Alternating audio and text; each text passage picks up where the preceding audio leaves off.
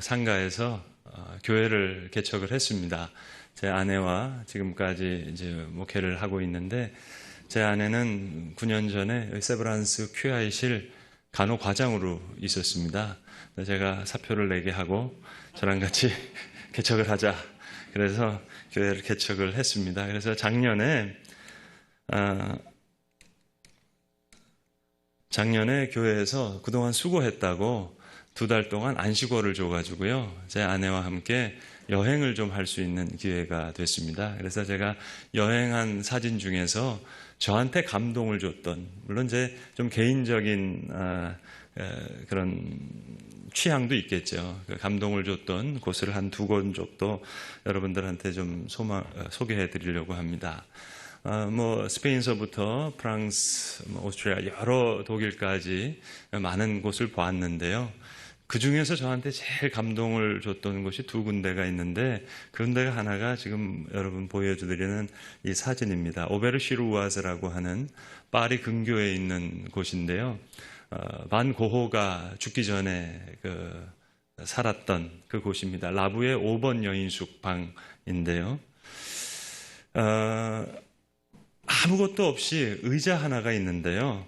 너무 감동이더라고요. 근데 들어가는 문 입구에 이런 표시가 있었습니다. There's nothing to see but much to feel.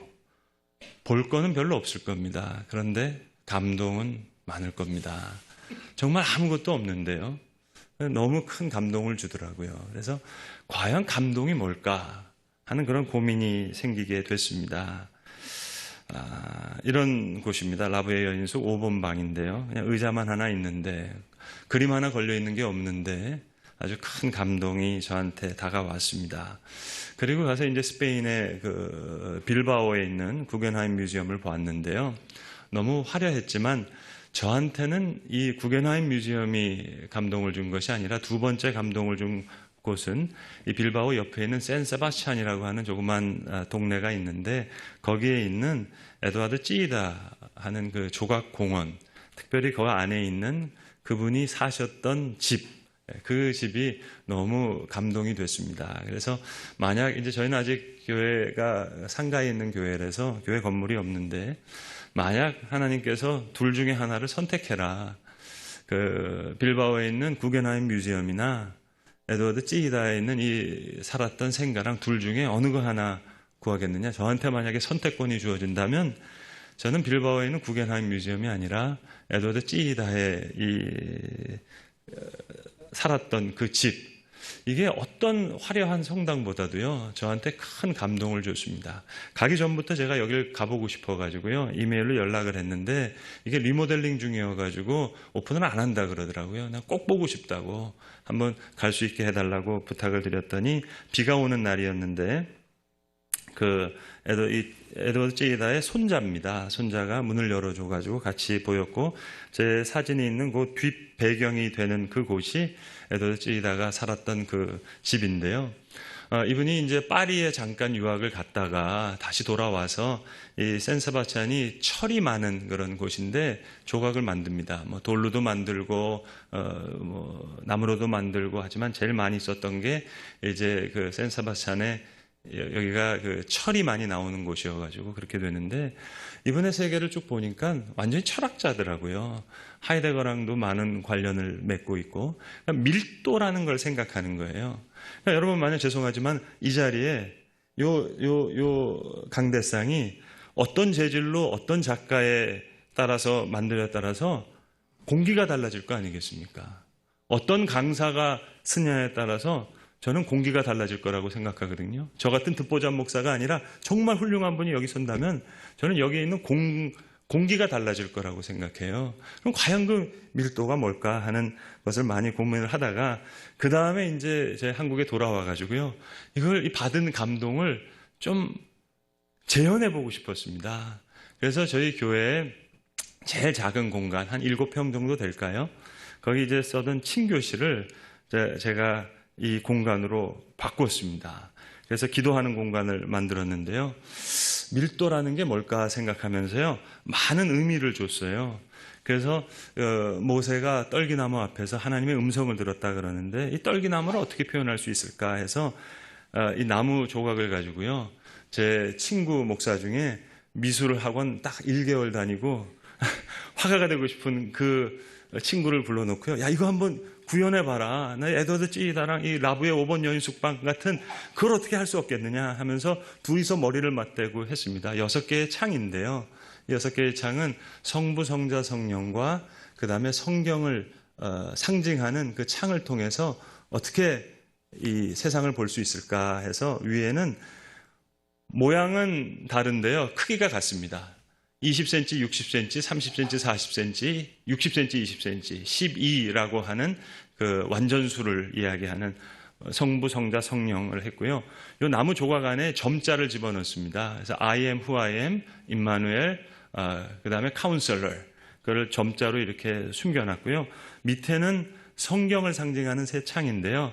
센치가 31.098입니다. 089. 여러분 41.195는 들어보셨는데 089는 못 들어보셨죠? 성경 전체가 31,089절로 되어 있습니다. 그래서 센치를 쟀고요. 그 다음에 이 창의 크기를 하나는 39cm, 27cm, 39권, 27권, 66cm, 어떤 거는 260mm, 929mm, 929장 구약, 260장 이런 의미를 놓고요. 그 밑에도 이제 점자로 시편에 나오는 주의 말씀은 내 발의 등이요 내 길의 빛이니이다. 말씀, 등, 빛 이런 것을 넣었습니다. 그리고 의자를요 만들어 왔다가 아예 그 등받이를요 여러분 같이 편하게 이렇게 앉아오는 거 제가 별로 싫어해가지고요 등받이를 다 쳤습니다. 그래서 야곱의 환도뼈라고 하는 이름을 줬어요. 그래서 이곳에서 기도하면서 야복강과 같은 힙사켓 영어로도 했고요. 이 환도뼈가 위골되어서 하나님의 얼굴을 봤다 하는 브니엘의 경험이 이곳에 있으면 어떨까. 그 모세가 떨기나무에서 하나님의 음성을 들었다 그러는데 여러분 뭐 떨기나무가 뭐 멋있는 나무겠어요? 초라한 나무겠지만 거기서 들었던 그 음성을 여기서 들으면 어떨까 해서 이렇게 야곱의 환도뼈라고 해서 이렇게 만들어 놨습니다. 그래서 현판을 이렇게 만들었습니다. 오늘 제가 여러분과 나눈 하나님의 말씀은요, 제가 참 좋아하는, 개인적으로 참 좋아하는 말씀입니다. 제 교회 그 목양실에 기도단 앞에 동판에다가 붙여놓은 그 말씀을 오늘 저희가 읽었는데요. 하나님께서 모세와 함께 말씀하실 때 친구와 대면함 같이 말씀하셨다. 이게 제가 늘 새벽기도 말씀 전하기 위해서 매일 무릎 꿇고 기도하는 기도단 앞에 보이는 그 성경 구절입니다. 하나님께서 친구와 대면함처럼 말씀해 주시면 얼마나 좋을까. 저는 설교자잖아요. 여러분은 의료인이고 저는 설교자인데 하나님께서 들려주시는 음성이 있으면 얼마나 좋을까. 이게 제 마음의 소원입니다. 제가 2007년도인가요? 우리나라에서 1907년 평양대부운도 100주년 기념을 하면서요, 큰 행사를 했습니다. 미국에 있는 릭 워렌 목사님을 극동방송에서 초대를 해서 이제 상암 월드컵 경기장에서도 큰 집회를 했는데요.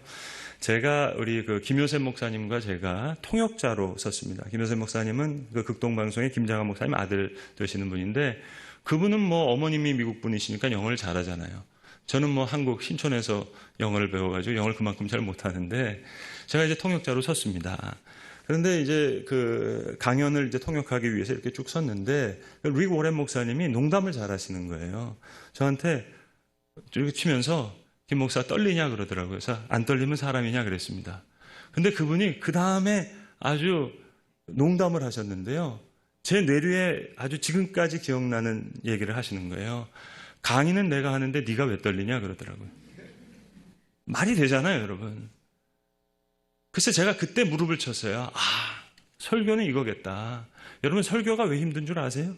설교 원고 쓰는 게 힘든 줄 아세요? 그게 아니라 들려지는 말씀이 없어서 힘든 겁니다. 진짜 말씀이라는 거는 설교 원고가 아니고요. 불 다 꺼져도 할 수 있는 말씀. 하나님께서 들려주시는 그 말씀이 있다면 얼마나 좋을까. 이게 제 소원입니다. 그래서 이천에 가시면 제가 법인 이사로 있는 에덴 낙원 머모리얼 리조트가 있는데요. 거기 제 봉안당에 제 이름을 이렇게 써놨습니다. 제 생년월일이고요. 거기 제일 제가 좋아하는 성경 구절, 그게 사람이 자기의 친구와 이야기함 같이 여호와께서 모세에게 대면하여 말씀하시며, 이게 제가 제 아들, 딸도 저를 기억하면서 여기 왔을 때 아빠는 이런 사람이었구나 하는 것을 기억하기 위해서 제가 여기다 붙여놨는데요.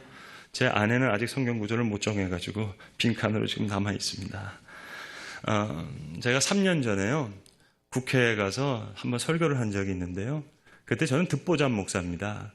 근데 그때가 언제냐면 박근혜 대통령이 탄핵받기 바로 며칠 전, 여야 국회의원들 한 60명 모이는 자리였어요. 거기는 다 보통 교단의 총회장 되시는 분들이 가서 하시는 분인데 왜 나 같은 사람을 듣보잡 목사를 불렀을까? 이쪽 저쪽 얘기 안 할 사람 고르다 보니까 못 고르겠더래요. 그래서 하여튼 봐서 얘기를 했는데, 과연 그 센서티브한 환경에서 무슨 설교를 할 수 있을까 고민하다가요, 엘리야가 로뎀나무에서 죽기를 간청한 그 본문을 읽고요, 이런 얘기를 했어요. 그 전에 엘리야가 850명의 그 바알의 선지자랑 이기고 나서 와서 죽기를 하잖아요. 그래서 왜 그랬을까 얘기를 하면서 제가 이 계란 얘기를 했습니다. 양계장에 가면은요, 더 이상 닭을 못 낳는 폐닭이 있는데 그 폐닭이 500원에 판다고 그럽니다. 근데 이 폐닭이 달걀을 못 낳느냐? 그게 아니라 달걀을 낳을 수 있다는 거예요.